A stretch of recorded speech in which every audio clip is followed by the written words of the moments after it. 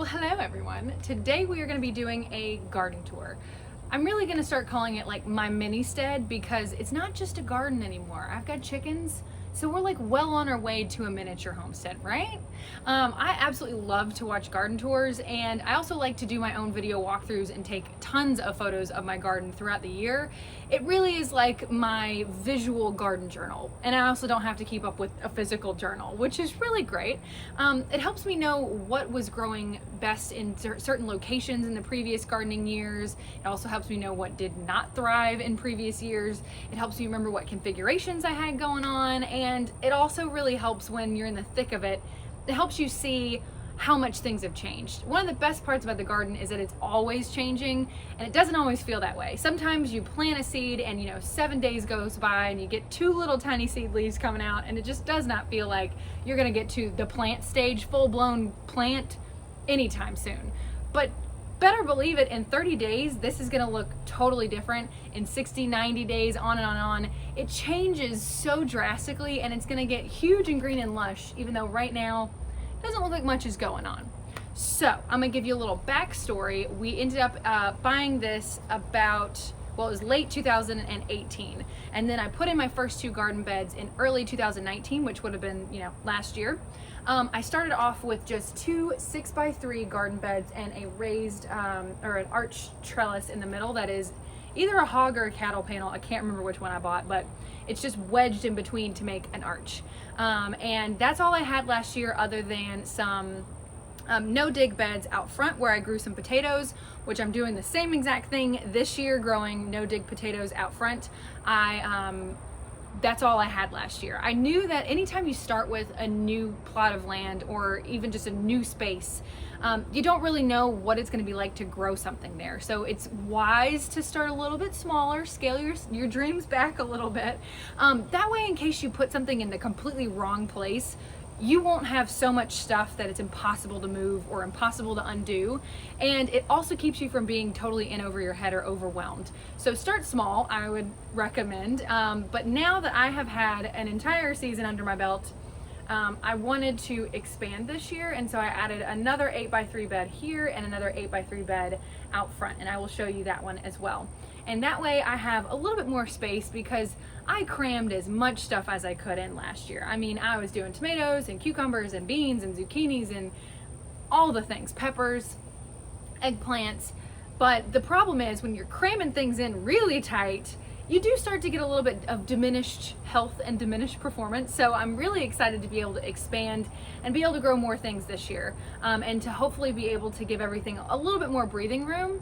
And that's gonna help me just drastically keep everything healthier longer and producing longer. So that is what's going on here.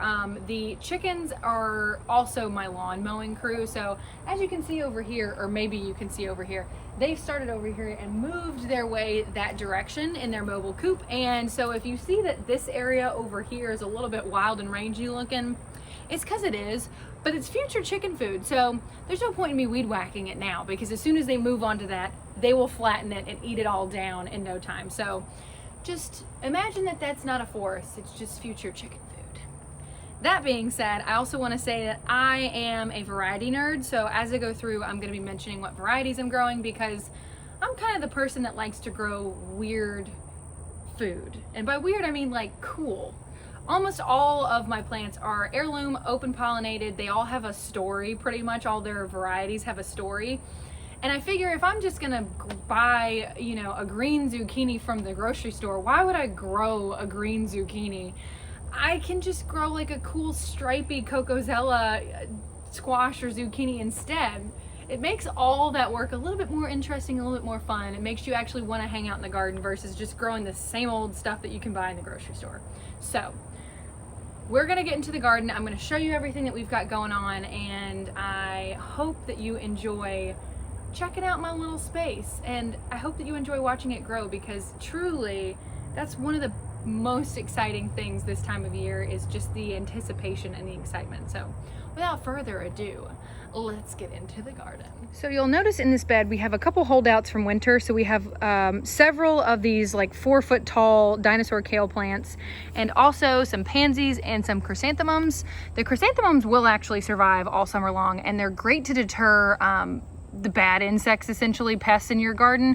So I love having these around, and these pansies and this kale will not survive over the summer because they don't like the heat. So basically, while I'm waiting for everything around them to grow up, I'm just gonna let them go ahead and play out. This way I can have some pretty flowers for the pollinators, and I can have a nice supply of kale, and then once they get stressed out and die, then they'll be cut down and it'll be great for everything else to be able to take over.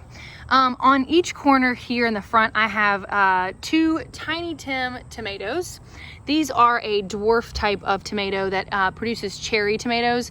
So essentially, these won't get super tall, and they don't really need staking unless it's super windy or if they get super laden with fruit.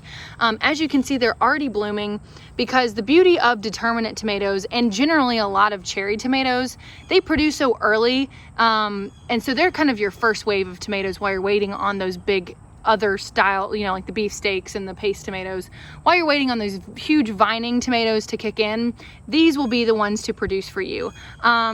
These are determinate, which means they're gonna get to a set size, they're gonna set all their fruit at once, and once that fruit ripens, it's pretty much gonna start to die. It will stay alive all summer, it just won't really do much as far as production goes over the whole summer. So these are great to get you kind of started into tomato season, but they're just not like a forever kind of fruiting tomato. But they are great to tuck into any little space that you have available, and that's why I love them. I also am growing a bunch of melons and squash to grow over this area. This is a essentially gravel pit that I think that they used for like a grill pad once upon a time, but I think it's perfect for growing vining things. So basically they're just gonna bush out and come this direction, and it'll be great because it saves so much room from them overtaking this bed. I have a golden Jenny melon here, which is essentially like a personal sized cantaloupe or muskmelon.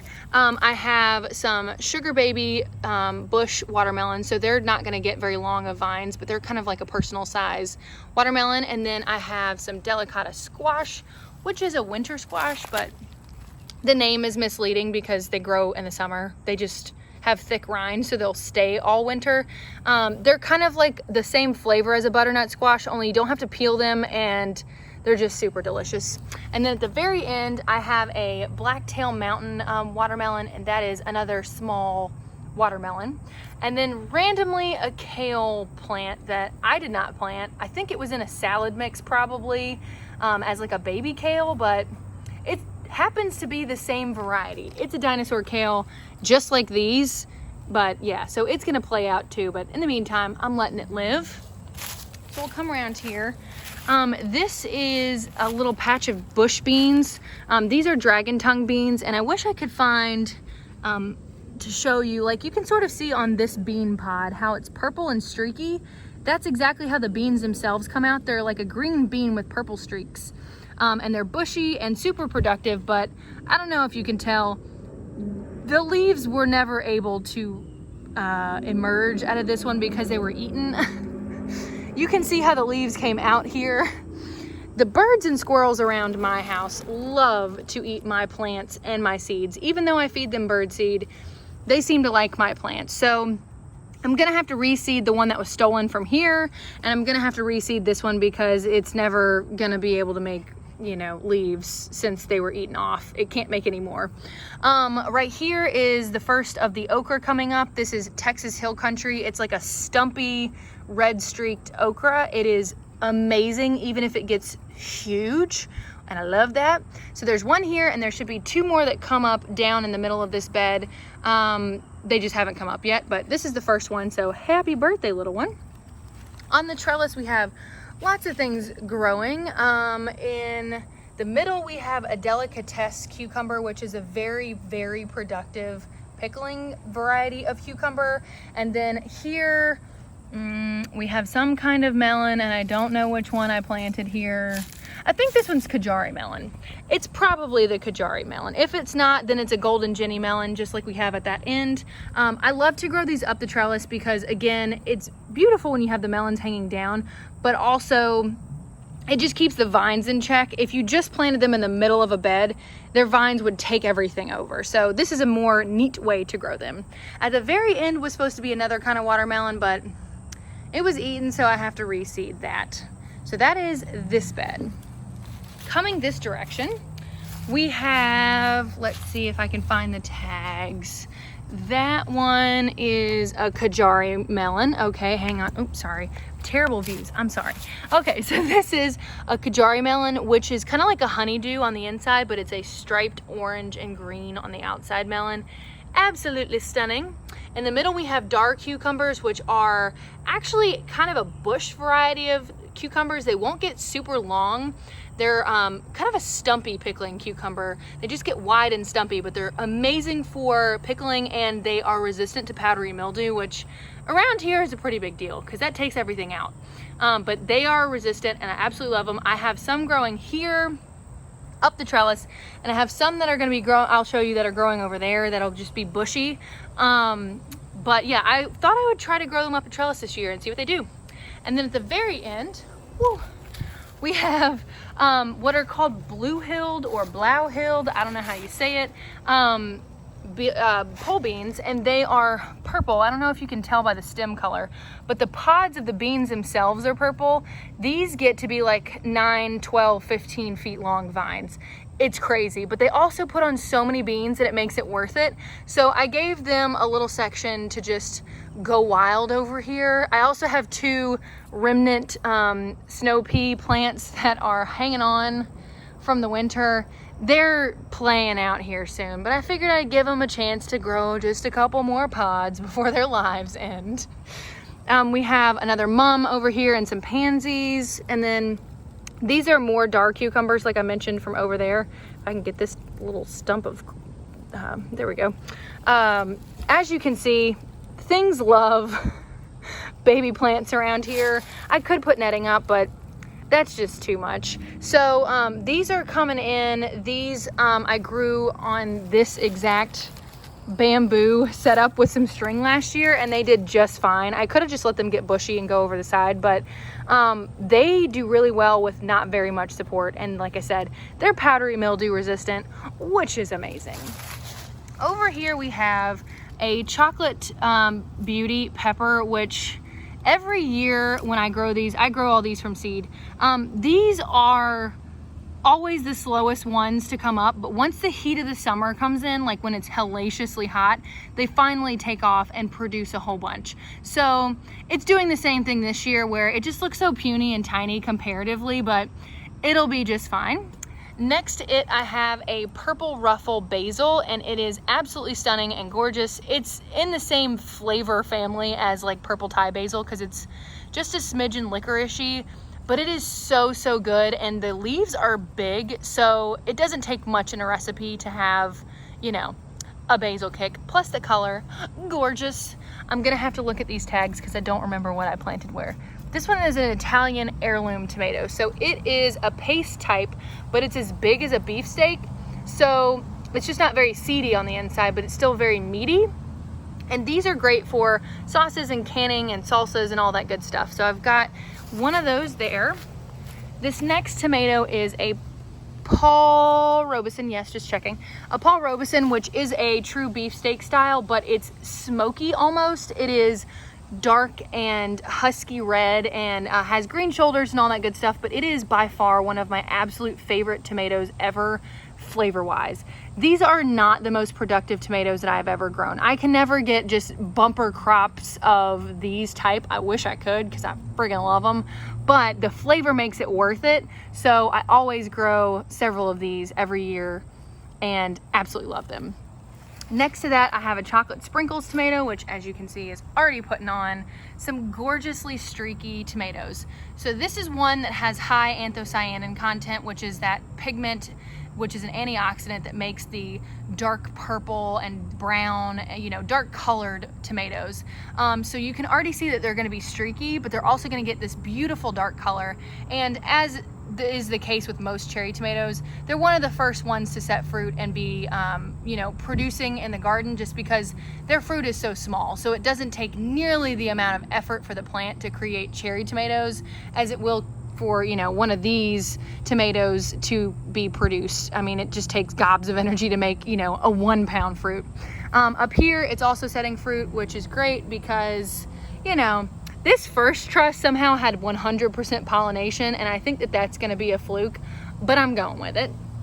In this corner, we have another random kale that I don't know how it got there, but I'm going with it, and a fingerling or ichiban style eggplant. It's like a fingerling, like the long skinny Japanese style eggplants.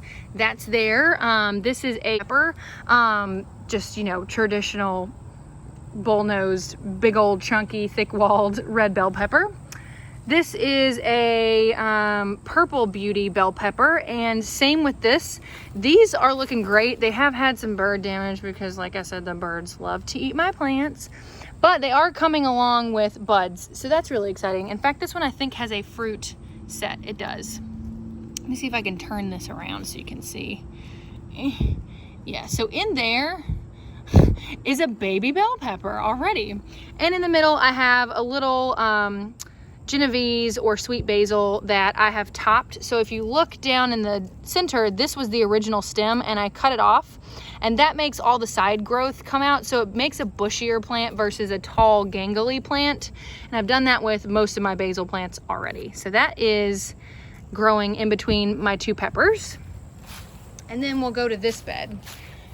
So as you can see, I have a ton of tomatoes that are focused on basically the north end of the bed. So how the sun basically works, at least in the southern hemisphere, I mean, the northern hemisphere where I am, is that it comes in at an angle from the south like this, and it progressively moves, you know, more direct straight down as the summer goes. But in general, on average, it comes in at an angle. So you want to have your taller plants towards the back if you're stacking them in like this. It doesn't much matter as much for these because I have everything set up like as a north to south this way. But anyway, so I have my tomatoes back here. I have a Paul Robeson again here.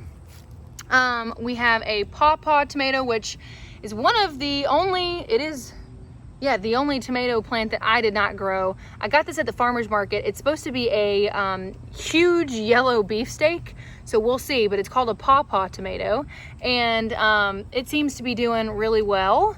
And then over here, I have a, what is that? Oh, Cherokee purple, which is like one of the most well-known, you know, heirlooms. Everybody grows them now, but oh gosh, I'm gonna fall over. Okay. I love growing these every year just because I like, you know, the dusky purple fruit. It's stunning in a tomato basket and it tastes really good. I have another purple basil that I have topped, so it is gonna be bushing out from the sides now. As you can see, I've topped this guy as well. That's why it looks like a crazy clumpy, you know, bushy basil. Bird damage. I have a pinta growing here, which is just for pollinators. Like, I'm pretty sure that you can't eat these, but it's a really pretty pop of color. I have a red one that I'm gonna put right here too, but it's just for, you know, attracting pollinators. I have marigolds in here as well. As you can see, these are good to keep bad bugs off and splash of color. And weirdly enough, like, they pretty much repel so many of the bad bugs, but like butterflies and bees absolutely love these things. So I like to have them around. I have another basil tucked in here. As you can see, I pretty much use basil and herbs in general, and, you know, even flowers, to just tuck in anywhere, because otherwise you have a lot of wasted space and they're just happy to grow as an understory. This is a volunteer of, I don't know, it's in the cucumber squash melon family, and I don't know what it is, but it grew from food scraps that I buried underneath this garden bed. So if it lives, we'll figure out one day what it is, and if it ends up dying, then, well, I didn't plant it anyway. Let's see, this is a Amish paste tomato, so it is like a Roma but beefier. It's bigger than a Roma, and I want to say it comes from Amish country in the United States, like in Pennsylvania and things, and it's just a really good you know, for sauces, it's even really good for salads because like I said, it's kind of like aroma, but it's great for salsas and sauces and things like that. This is a Martino's Roma, so it's more of your traditional clustering Roma types. The tomatoes on this are not necessarily the biggest, but they are super productive. So I find that it's useful to grow this even though they're not huge. Like the Amish paste makes pretty sizable, like 8-ounce fruits. And these will be smaller, somewhere around 4 to 6 ounces. But like I said, they make so many of them that I think it's worth it. This is a sweet red bell. I grew a ton of these from seed this year, kind of by accident. I didn't think they were going to germinate all that well, and they did. So I planted a bunch of these. There's another one on that side. This is a gypsy bell. It is one of the only plants that I bought because I keep forgetting every year to buy seed for this, but it's one of my absolute favorite pepper plants to grow. If you have issues with peppers and if you're growing in containers or anything like that, this is the most productive bell pepper ever. Not bell pepper, it's a sweet pepper, but it grows in like a long skinny, kind of like if you took a bell pepper and made it like oblong. But it is already starting to put on buds and things as well, and it's just stocky and hardy. And last year I had one of these that practically broke in half in a windstorm, and I propped that limb back up and it just kept producing. So I just love them. They're hardy. I think that I know they're a hybrid of some sort, but yeah, I don't know. I've saved seed from them and they grew gypsy bell peppers before, but I just ran out last year when I did that. So bought this beauty. This is another eggplant that is the same style as the one on the other bed. I just happened to throw these two over here. This is an oregano. Fun fact, brought this all the way from Arkansas, where we lived before now, in a little pot, and it just kept coming back year after year. So it's the little oregano that could. This is another chocolate beauty. And this one is bigger than the other one, but it also has a little friend down here, a little pepper friend, which probably won't make it, but peppers are okay with having friends. If you happen to have two that are in a pot together, you can separate them and have two plants, or you can just leave them together and they'll grow just fine. This is either a zucchini or a squash. I cannot remember which one I planted on which side. I have one on each side. So if it's the squash, then it is a yellow patty pan variety. And if it's a zucchini, then it's a Cocozella di Napoli variety. But it is finally coming up, and I'm waiting on its brethren, cousin, whatever you want to call it, to pop up here. This is a ground cherry. It's a pineapple ground cherry, and as you can see, it's already got loads of fruit, but so far nothing is ripening just yet. But in the meantime, it looks pretty cool. One of the things I love about like the ground cherries in the tomatillo family is these little lanterns that the fruit ripens inside of. I just think it looks really unique. So that is what's growing back here. Oh, I should show you. My experiment is this fence. I have some cowpeas and some beans that I am attempting to grow up this fence. As you can see, I strung wire across and I grew melons here last year with decent success. However, I have issues with this bed being a little bit too dry, which is kind of funny because I'm in like 100% clay soil around here. But this amendment that I put on top is just really dry. So as you can see, it's like super crumbly and it doesn't hold water very well. So these may be a big fail this year, but we'll see. That's all though that's growing in this back area. And now we'll go show you what's growing on the front and side yard. I should show you the chickens. These are, wow, hi. These are the 3 little chicks, the breakfast posse. They're lawn mowing as well.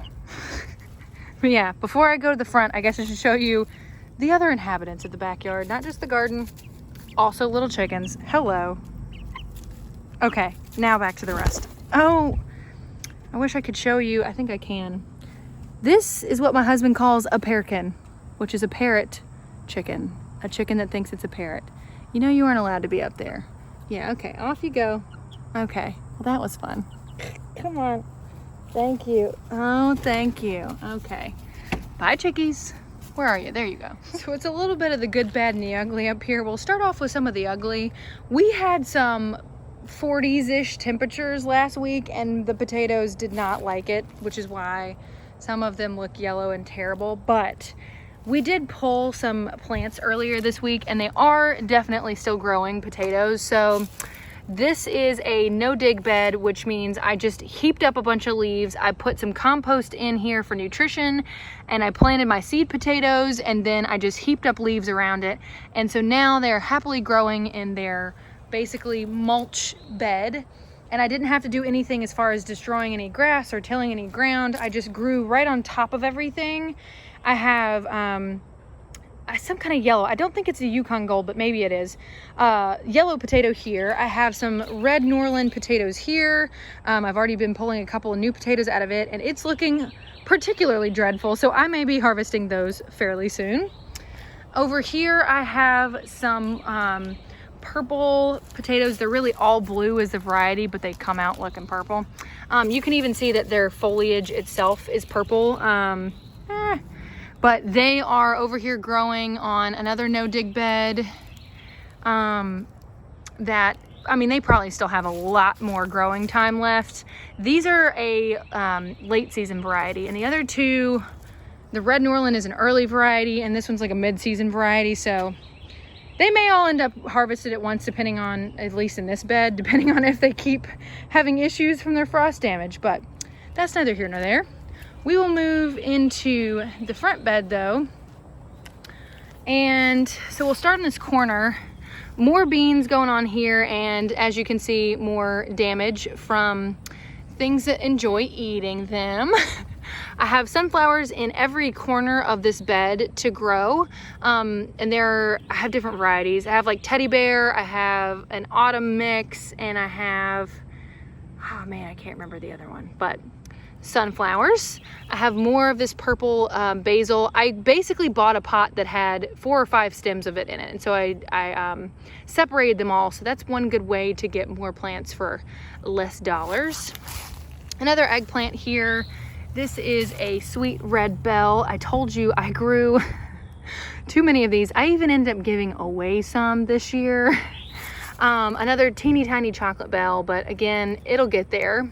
This is a fennel that I have had in a pot for over a year, and it's getting some new growth from the bottom, which is going to be good because this is a little bit gangly, but it's bronze fennel. It is delicious. I got it from the farmer's market, and I don't know, it's one of my favorite things to just come by and grab a piece of and munch on. Another basil here that I need to top because you can see it's going to grow, you know, super vertical otherwise. Sunflower coming in here. This was a whole bunch of beans. I don't know if you can tell, but it was definitely dug up by something. So the sunflower survived, but the beans did not. So I'm gonna have to replant those. This is a, that tape is coming off, Amish paste tomato here. This is a Cherokee purple tomato. This one is a Martino's Roma, and then I think that one is, where is your tag? I want to say this one is an Italian heirloom, but I don't see where its tag is, so I guess we'll see what it ends up being.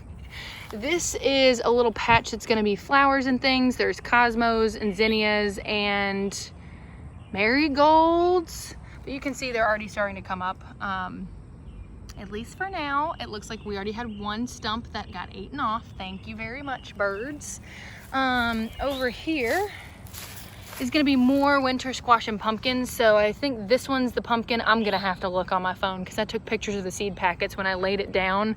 But I didn't have enough seed markers, so I don't actually know off the top of my head. There's a Dickinson pumpkin in here. There's delicata squash. There's Klondike striped blue watermelon, and probably one of the mini melons from the other side as well.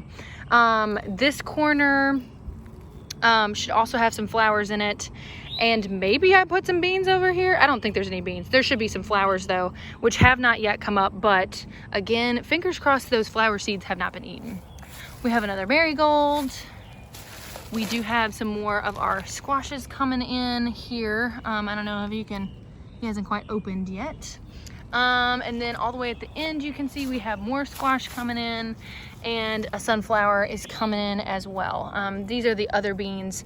These are a mix of yellow golden wax. That's these little yellow, or not yellow, these little smaller leafed ones. And then over there I have contender bush beans, which are just a good bushy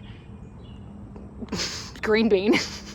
And they're super productive as well. So it looks like we have a couple of missing beans here, so I'll have to check in on that. But that is this whole bed, and the reason I'm calling it the front yard is literally there's the street. So it's right up front and center. So that is pretty much everything that I'm currently growing in my little spot over here. I do have plans for sweet potatoes to go in the ground, I think this week or maybe this weekend.